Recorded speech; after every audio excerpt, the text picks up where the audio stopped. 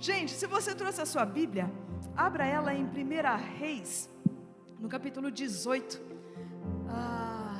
Ontem nós tivemos o nosso culto, né? Nosso encontro aí com a Viva Jovens. É uma galera animada. Aí eu falei assim que ontem, né, eu comentei com alguns assim. Eu falei assim, a gente está com dois grupos aqui. A gente está a fase dos adolescentes e a fase do Aviva Jovem Sênior. Porque tem uma galera que eu vou falar que está nos 30. Tem uns de 40, uns cabelo branco assim, mas está tudo certo. Mas assim, o sênior eu sei que é para cima dos 60, mas comparado aos adolescentes, então, né, a fase dos 30, mas a gente se encaixa e está todo mundo junto para a glória de Jesus, amém? E se a gente incorpora os dois grupos, daqui a pouco a gente tem a Viva Jovens Teens e o Aviva Jovens, é quase isso, amém? Isso aí, tá bom?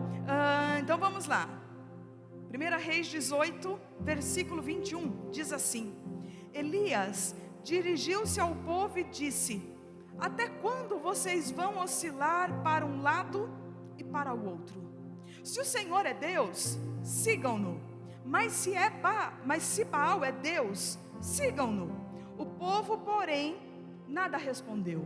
Versículo 30, achou aí? Diz assim: então Elias disse a todo o povo: aproximem-se de mim.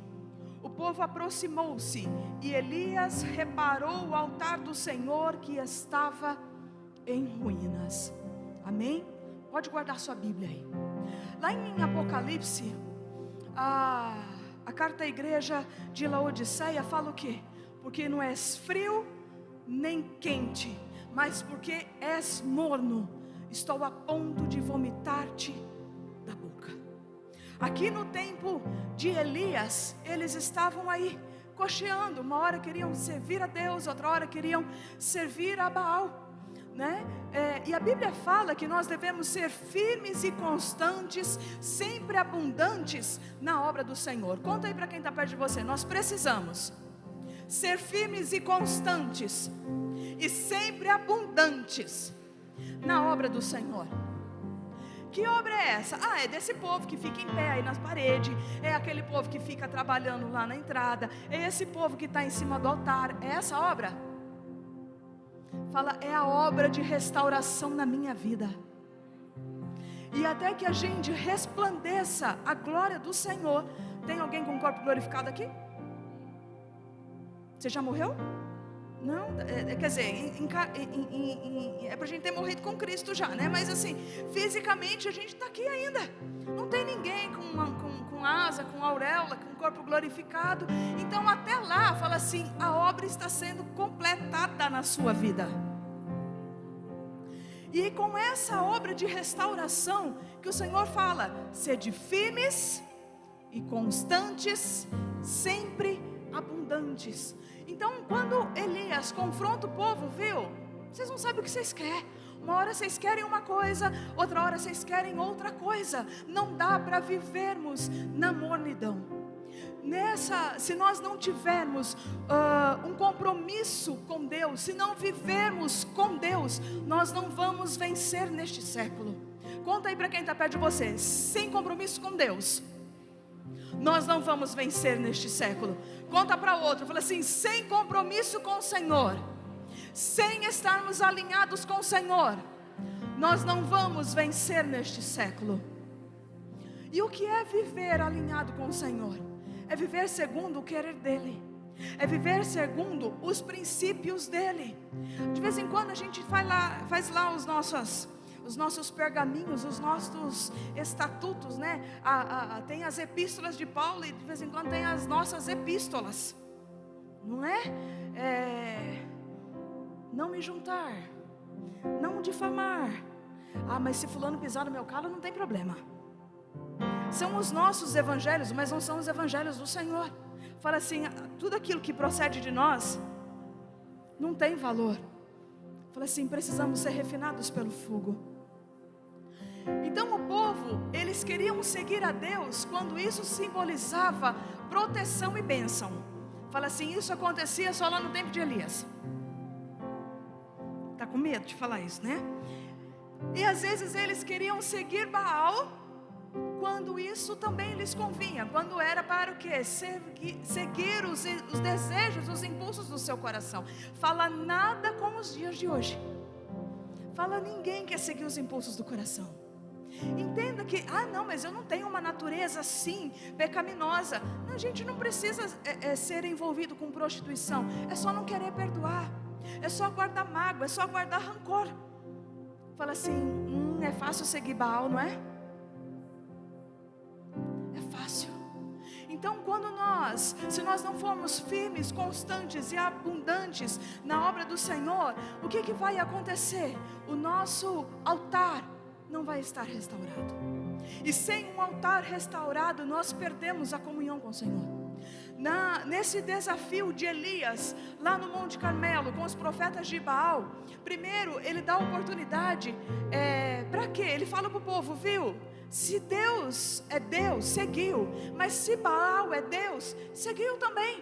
Mas aquele que respondesse com fogo. Então os sacerdotes de Baal, os profetas de Baal, ficaram lá o dia inteiro tentando chamar a atenção de Baal. Mas Baal não respondeu. Porque o Deus deste século, o príncipe desse século, não responde. Ele não tem o poder para isso, amém? Mas Deus, quando o profeta Elias, ele vai lá e fala assim, então tá bom, então agora a gente vai começar o quê? Invocar o nome do Senhor. Às vezes não sabemos por que Deus não responde às nossas orações. Por quê? Porque o altar não está restaurado. O altar está em ruínas, o altar está sujo, o altar está contaminado com pecados, o altar está contaminado com murmuração, está contaminado com maledicência, está contaminado com arrogância, com orgulho, com altivez, com soberba. E é preciso o quê? Restaurar o altar, para que o Senhor então venha com a sua doce presença e invada as nossas vidas. Jesus disse assim, já vem o príncipe deste século e ele não tem nada em mim. Da mesma forma temos que ser nós. O príncipe do século está aí, mas ele não tem nada em mim. Satanás não pode encontrar nenhuma legalidade nas nossas vidas. Nós precisamos nos render, nos entregar a Deus por inteiro. Todos os nossos pensamentos têm que ser santos. Tudo aquilo que for de boa fama, nisso pensai. Então os nossos sentimentos, eles têm que ser o quê? De edificação. Eles têm que agradar ao Senhor. Deixa fulano passar na minha frente, na primeira oportunidade vai ver só o que eu vou fazer. Fala assim, olha o fogo refinador aí.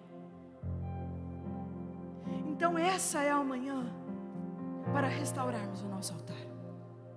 Todo o desejo do Senhor ao enviar o seu Filho era que o quê? Que a comunhão fosse restaurada, para que nós vivêssemos em santidade, vivêssemos completamente para Ele. Jesus não apenas se entregou em partes, não, Jesus morreu. Jesus foi moído pelos nossos pecados, pelas nossas transgressões. Ele não morreu por aqueles que são santos e por aqueles que são pecadores, não. Ele morreu por todos, porque todos carecemos da graça de Deus. Não é aquilo que fazemos, né? Nós muitas vezes, como eu mencionei na quinta-feira, estamos preocupados em merecer, nos ocupando em merecer a bondade de Deus, quando na verdade é tudo pela sua graça, pelo seu favor, pela sua misericórdia. Então nessa manhã, é manhã de restauração. O Senhor deseja ouvir a nossa oração, que nós venhamos nos humilhar debaixo da sua potente mão, que você não passe mais uma santa ceia sem estar em comunhão. Fala assim, Senhor, tem um pecado na minha vida, tem um vício na minha vida, mas eu não quero mais dar lugar para o inimigo na minha vida. Eu quero ser totalmente do Senhor. Senhor, alinha os meus pensamentos, ajusta, Senhor, os meus sentimentos, porque eu quero viver completamente para o Senhor. Senhor, eu não quero ter parte com o inimigo sobre essa terra. Senhor, eu não quero ser frequentador de igreja e ser morno, que só lembra de falar contigo quando está na tua casa, igualmente para ler a tua palavra. Senhor, eu quero ser incendiado com brasas vivas do teu altar. Eu quero ser renovado, ser vivificado, ser avivado pela tua doce presença nessa manhã. O Espírito Santo está aqui e Ele nos convida para essa restauração. Nós não podemos nos acostumar a estar na casa do Senhor. Nós não podemos nos habituar a ser frequentadores de igreja, mas precisamos dia após dia ouvir a palavra que é ministrada e nos analisar. Se nós não julgarmos a nós mesmos, não seremos julgados. Mas se somos julgados pelo Senhor, muitas vezes somos condenados. Que não haja, assim como Jesus falou, o príncipe deste século vem, mas que ele não tenha nada em mim. Amém? Fecha seus olhos, coloque a mão sobre o seu coração e faça a sua oração mais sincera. O Senhor deseja ouvir aquilo que os seus lábios têm para declarar. O Senhor declara que aquele que confessa os seus pecados e deixa, alcançará misericórdia. Senhor, nós confessamos as nossas faltas, as nossas falhas diante de Ti. É bem verdade, Pai, que durante o decorrer do dia nós pecamos, tropeçamos e precisamos, Senhor, da Sua graça. Nós não queremos viver afastados do Senhor, não queremos servir a dois senhores, porque se servirmos a um e não servirmos a outro, desagradamos. E nós queremos agradar ao Senhor, queremos que o Senhor se regozije com a nossa vida, com a nossa conduta. Sabemos, Pai, que o Senhor não procura pessoas perfeitas, porque perfeição só é em Ti. Mas nós queremos ser aperfeiçoados pelo Senhor, dia após dia. Queremos, Pai, que o Senhor conte conosco. Queremos viver, Senhor, em integridade, sermos íntegros, sermos inteiros para o Senhor. Pai, que não haja mácula na nossa vida, que o inimigo não encontre lugar em nós, não encontre lugar nos nossos pensamentos, não encontre lugar nos nossos sentimentos, quanto mais, Senhor, em nossas atitudes. Que nós venhamos refletir por onde passarmos o bom caráter do Senhor. Jesus, que o seu caráter seja formado em nós.